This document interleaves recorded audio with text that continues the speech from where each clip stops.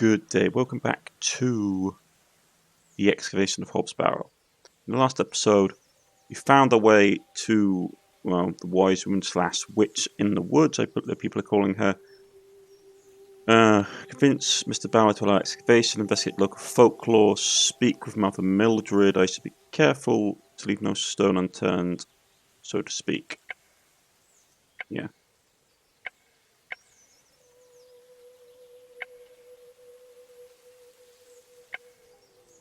Okay. There's nothing else I wish to discuss at the moment. Okay, so we can't talk to anything else. What are those berries you're picking? An ancient breed, no good for eating.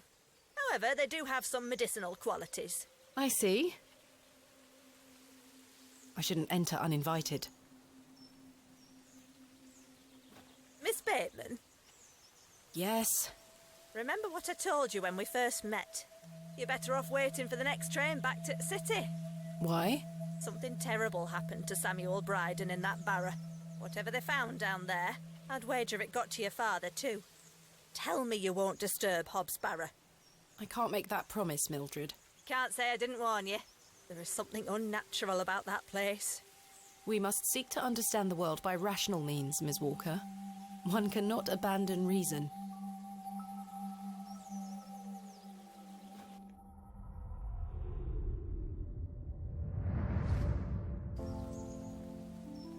Thomasina!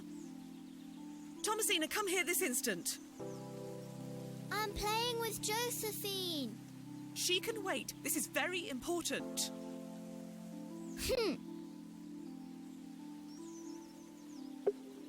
Basically, we found out last episode that our father had also tried to excavate the barrow as well, and something had gone horribly wrong.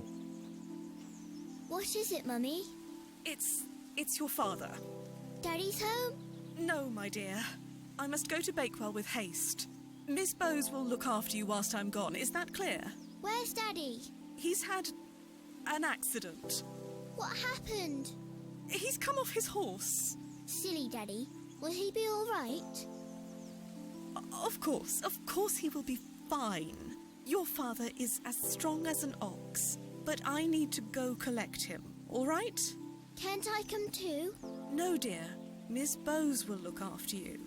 But I want to come. Go pick up your dolls, then come inside, all right? Yes, Mummy.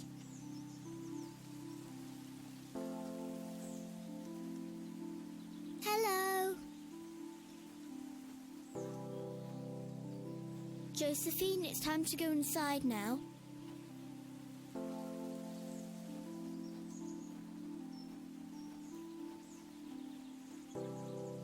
Where did Mummy go?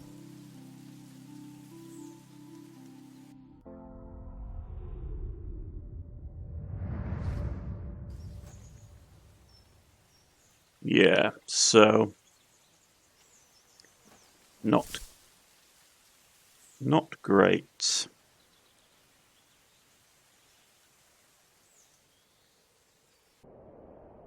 I helped him then, and I can help him again.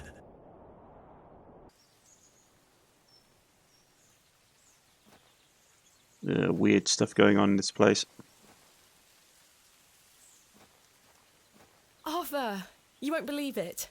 The journal belongs to my father. He was here in Bewlay. Arthur? Hello? Oh, sorry. I'm trying to remember something. What is it? I'm not sure. Something in the woods. It will come back to me. You say your father were in Bewlay? Yes. Mildred said that he helped Samuel Bryden excavate Hob's Barrow 25 years ago. Well, I'll be. Let's talk about it tonight at the plough.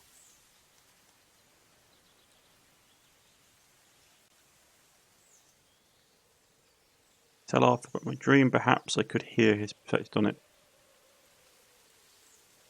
He seems to be out of it. Leave him be. We'll talk later. That's fine, Arthur. We'll talk later. I hope you piece together your memories. I'll leave him be for now. Yeah, 'cause something's obviously changed about him.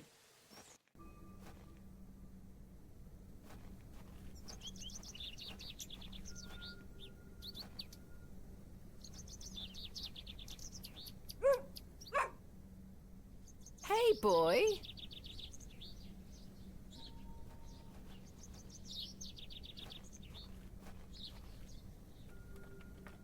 It's locked.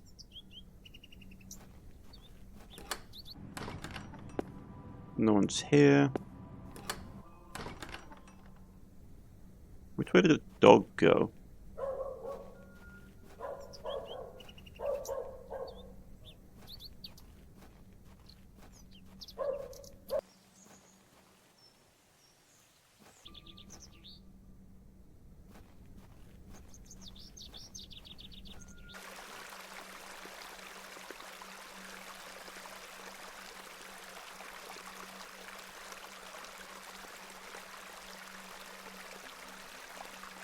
Hello, dear. Good day. Sydney, must you be so unruly? Run along home now, won't you? I believe we've met. Miss Thomasina Bateman, the famous antiquarian. My reputation precedes me. I can assure you it does. And you are? James.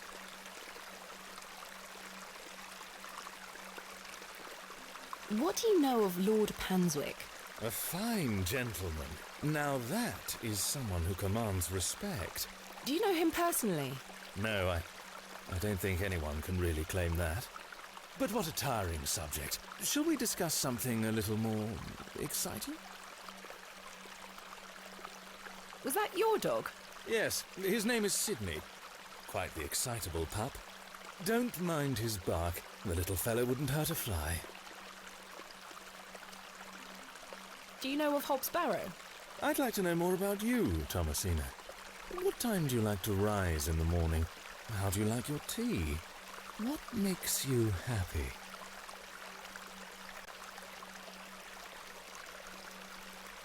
Tell the truth, lie. Late, with 3 spoons of sugar and spending time with my husband. You disappoint me. I sense no truth in your words. Are you a woman of dubious principles, Thomasina? You ask too many questions. Do you know Leonard Shoulder? A man of Bewlay? Yes. I care not for the men of Bewlay. Only for the visitors. Are you a painter? You see this beck before you. Look at the water. See how it tumbles and falls.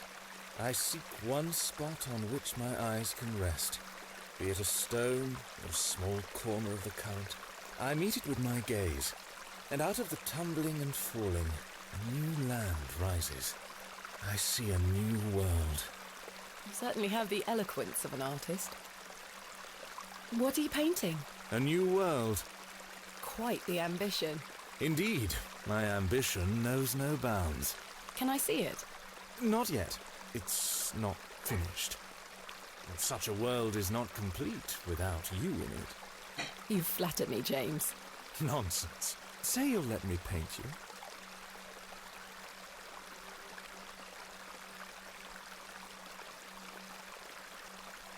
I haven't even seen your work. What if you can't paint? Don't fret, my dear. You shall be the shining star of my new world. When the time comes, I shall call on thee. What do you make of this stone? It looks antique. You might want to keep a hold of it. Goodbye. See you soon, my dear. Yeah, that's not suspicious at all.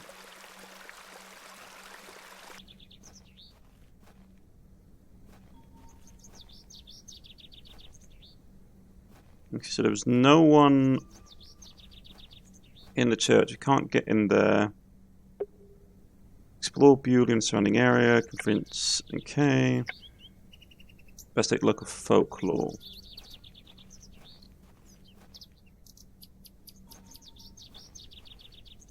Hello?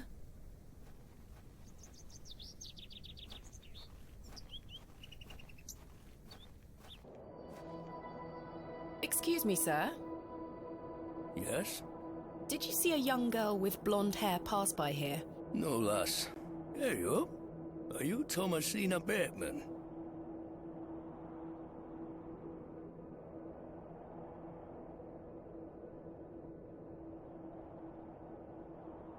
That's my name. How marvellous. It's me, Leonard Shoulder. Heavens! I'd given up on finding you. Please take a seat, Miss Bateman. We have much to discuss. You've proven to be quite the enigma, Mr. Shoulder. I'm mortified. I offer you 1,000 apologies. You see, I've been bound to me bed these past few days with a terrible fever. How dreadful. I take it you're feeling better now? Aye. I were on me way to find you when I stopped here to catch me breath. I've not much go in me these days. I'm sorry to hear that. I were worried you'd have given up on me and left town. I had no idea what had become of you, Mr. Shoulder. I spent a good amount of time pounding on your front door. I'm embarrassed. I really am. I've been doing my best to sleep through the fever. I am so very sorry. Please accept my apology, Miss Bateman. Fine, Mr. Shoulder. I've come all this way. Let us speak of the business at hand. Marvellous. I've just learned that my father was part of a previous excavation of Hob's Barrow some 25 years ago. Why didn't you mention this in your letter? What? Where did you hear that? I have my means. I swear, Miss Bateman, I had no idea. I take it you will also deny delivering me my father's journal? I'm confused. What journal? My father's journal was slipped under my door at the Plough and Furrow. It wasn't you who did this. I've been bound to me bed, lass. What an extraordinary coincidence. You are following in your father's footsteps. It would seem so, Mr. Shoulder. Yeah, because that's not suspicious at all, especially with weird stuff going on. Is this your glove? I've been looking all over for that. Where did you find it? In the alley behind the Plough and Furrow on the night of my arrival. Were you there? As I say, I've been bedbound for several days, Miss Bateman. How odd. Can I please have it back? Here. Thank you. Did you know my father? I don't believe so. What's his name? William Bateman. He was in Bewlay for at least a few days, from my understanding. I'm sorry, lass. The name doesn't ring a bell. Are you sure you had no idea of my father's involvement in the previous excavation? I'm quite sure. A most fascinating coincidence, but nothing more than that. I'm starting to wonder if it's more than mere coincidence, Mr. Shoulder. Miss Bateman, I did not take you for a credulous individual. I'm none of the sort. Why did you invite me to excavate Hob's Barrow? I've always been curious about the colourful folklore surrounding the place. My father told me all sorts of stories about it when I were a wee fellow. Stories that some folk around here take a little too seriously, especially after those lads entered the Barrow a while back. What can you tell me about the previous excavation of Hob's Barrow? Oh, it were 25 years ago, or thereabout. Back then, Bewlay were undergoing a period of great strife. Samuel Bryden hadn't harvested a single crop for 2 seasons. Even Hernwood was sick. Berries went to rot almost as quickly as they grew. Folks started to believe the ground were blighted. Disease spread through the livestock too. People were going hungry, a panic set in. That sounds terrible. Aye, but I managed to keep myself fed. These things happen in nature, but the blame for it all fell on Hob's Barrow. It were long said that a goblin made his home there. A rumour took root that the goblin were not best pleased with the villagers. In revenge for some unperceived slight, the goblin placed a curse on the soil itself. The villagers believed that ridding the barrow of its lodger would put an end to it all. Hogwash. My father would have paid no heed to such tales. Whether it were his intent to join the excavation when coming here, I do not know. But whatever it were that Samuel Bryden and those lads did inside that barrow, people say it did the trick. the crops started to grow back, and health returned to the livestock. Bewlay were no longer in the grip of dark forces. You must understand, folk here are a superstitious lot. They don't want you disturbing whatever it were those lads did. As far as the villagers are concerned, the problem were fixed. The thought of another excavation must be conjuring panic that you'll undo whatever it were they did. This does explain a lot.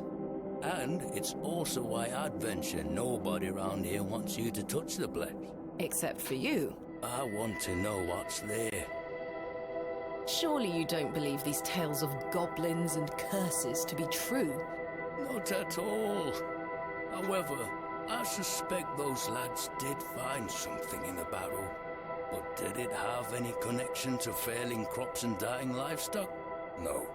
I can assure you there's nothing to fear. Coincidence reigns supreme. So what do you think they found? That is for us to discover, Miss Bateman. Who was the third man who joined my father and Mr. Bryden on the excavation? I'm afraid I don't know.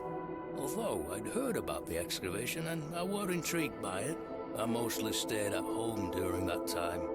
The atmosphere in the village was rather too tense for me liking. And besides, the excavation were undertaken with an air of mystery about it. This feels very conspiratorial. How did you know about me? I saw your interview in the Bakewell Times. A young lady travelling about the land, digging up barrows. Perfect for the job. But why do you wish to excavate the barrow? I want to see what those lads found in there. My curiosity has grown over the years, and now it is time for the mystery to be solved. I must say I am rather eager to find out what's in there myself. I've managed to find Hob's barrow, but Mr. Bryden is yet to give me permission to excavate. Is that so? Keep trying. You'll relent eventually. Perhaps you could have a word with him. Oh, no. A lovely young lass such as yourself has a better chance of changing his mind than a shaky old goat like me. You told me in your letter there would be no issue gaining access to the barrow. I didn't foresee anyone I wrote to you. I'm sorry this has been more complicated than anticipated. Don't give up yet, Miss Bateman. Keep trying with Mr. Bryden. Problem is, we know there's weird stuff going on. There's too many coincidences popping up and people are starting to go strange. I don't know. I've got a bad feeling about this. Tell me more of this folklore you mention. It is said that Hob's Barrow is home to a goblin. Everyone in Bewlay has some version or another of this story. But the version my father told me as a child described the barrow as a thin place. The goblin were deemed to be the guardian of this so-called thin place. Tell me more about this goblin. Some said he were a mischievous little mite, snatching newborn lambs and smashing windows with pebbles. Others said he were friendly, there to lend a helping hand in times of strife. The latter of which makes it all the more surprising as to why the previous excavation took place. My father's stories put the goblin in the mischievous category. Saxnot, he called the creature. I recall one such anecdote, that Saxnot entered Bewlay and ordered a pair of boots to be made by the cobbler. However, when collecting them, he insisted on paying for them with a bag of sow's teeth. The cobbler was so scared of angering the goblin that he accepted. A colourful tale indeed, Mr. Shoulder. Has any explanation been offered for why this Saxnot cursed the soil? Your guess is as good as mine, lass. What is a thin place? A place where one can walk between worlds. Where the flesh meets the spirit world. Just superstition, of course, as you well know. This is my father's journal. Incredible. Can I look inside? You may. Look at these drawings. Wonder what it all means. You and I both. It all feels very out of character for my father. I'm sure you'll find the answers beneath the soil, Miss Bateman. I had a peculiar dream last night. I met a creature at Hob's Barrow. I suppose you might say it was a goblin. It told me it had saved my father from trouble inside Hob's Barrow. I'll admit the coincidence of this is somewhat astounding. A remarkable coincidence, but nothing more than that. But there is still one thing that puzzles me. The goblin told me proof of its claims would await me in the morning. Surely enough, I awoke to find that my father's journal had appeared in my room. Very queer indeed. Mr. Shoulder, you invited me here, to a town I'd never heard of, only for me to discover that my own father was here 25 years before. And not only that, but that he was also embroiled in some sort of superstitious hysteria which goes against everything he ever taught me. Something is wrong here. This must be more than mere coincidence.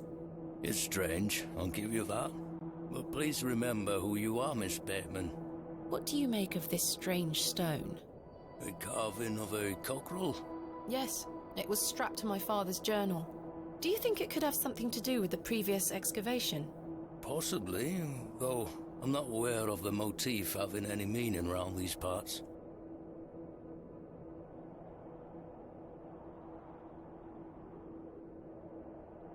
We're peas of the same pod, Miss Bateman. I knew you wouldn't be frightened by a few old stories. It will be interesting to see what those lads found in there. Certainly. Thank you so very much for responding to my letter and for coming here. We have some great discoveries to make, you and I. I sincerely hope so. And a chance to follow in your father's footsteps. Right, time for me to shift these old bones. I'm to take me a spot of the plough and furrow. I'll be there all night should you need me assistance. Thank you, Mr. Shoulder. I'm sorry again for giving you the runaround. I promise I am not beyond redemption. I won't let you down again. See you soon. I was starting to wonder if Mr. Shoulder even existed.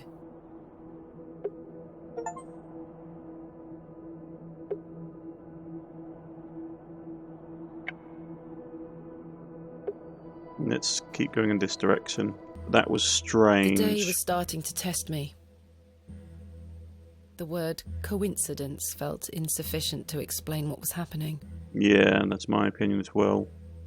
It was after that first conversation with Leonard Shoulder that I started entertaining thoughts of a truly irrational nature. What if my dream wasn't just a dream? What if it was all more than simple coincidence? What if that thing really could help my father?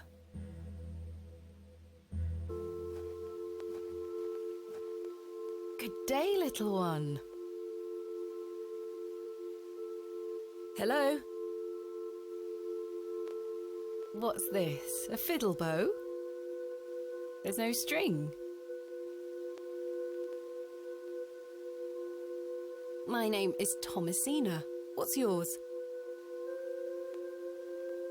Don't be shy. I don't mean you any harm.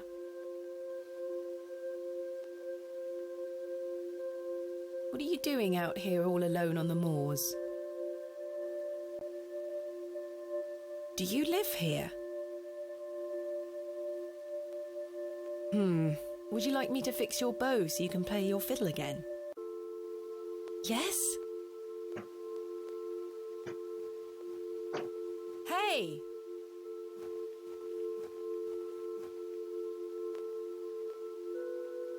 Most peculiar. Perhaps I can mend the bow for her. If memories of my childhood violin lessons serve me right, bowstring is made from animal hair coated in a waxy resin. The strings don't vibrate without it.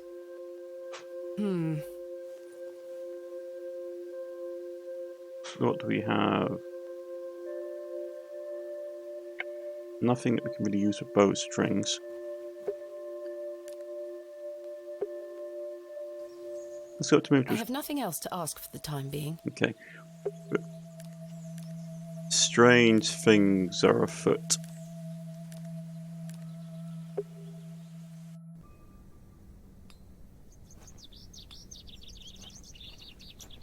Good day. I'm still setting up my stall. Come back later. Oh, I'm sorry.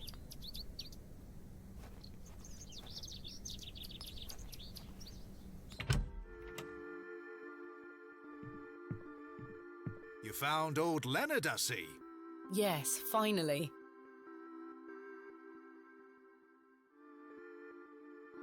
I've had some rather unbelievable news, Stanley. Oh?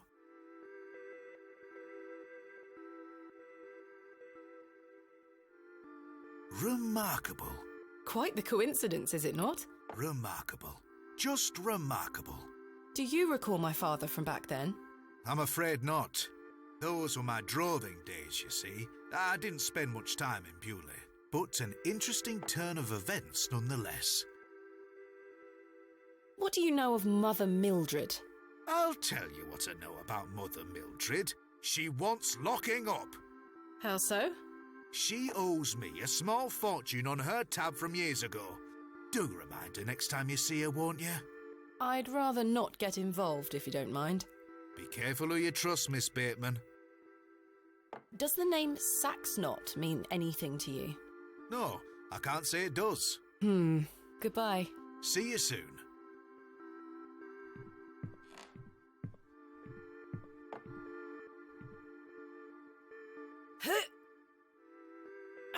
Goodness me, I can't budge it. Be careful, Miss Bateman. You'll cut yourself. I spent all morning trying to get that bloody thing out. I shall be having words with that scoundrel next time he shows his face.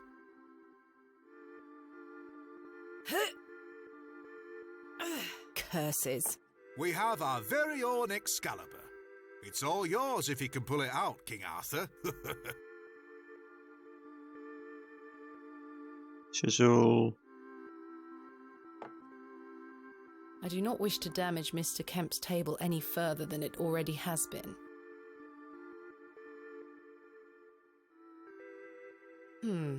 No, that won't work. Hello again, Mr. Shoulder. Miss Bateman.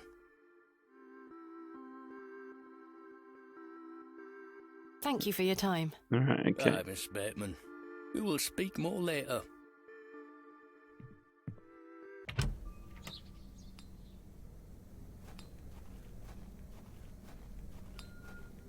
Need grease. Good day. Hey up. I'm having some trouble extricating a knife from a table in the plough and furrow. Might I borrow a pair of pliers? A knife, you say? I can get that out for you. That's very kind of you. Think nothing of it. Wait here.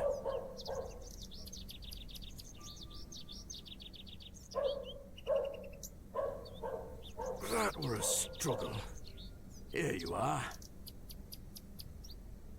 Thank you so much. Let's ask them. Does the name Saxnot mean anything to you? Never heard of it. What is it? Never mind.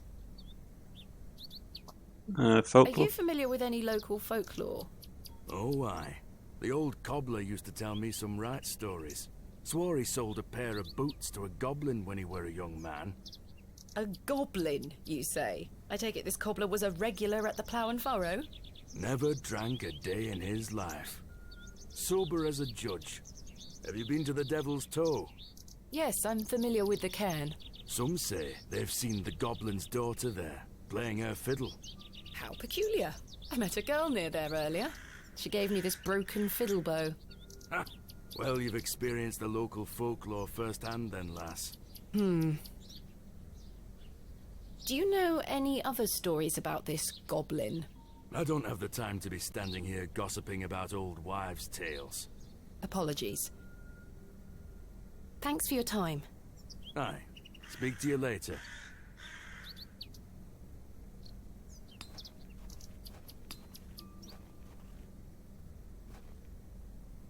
Well, we need wax.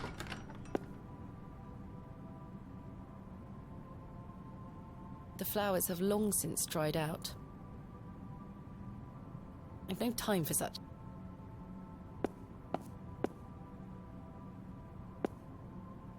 They are still locked. Can't mess with the candles. A memorial list of former vicars. They stretch back several hundred years. Okay. So, fix the fiddle bow. Need a string. Local folklore. Convince Mr. Braden to allow the excavation.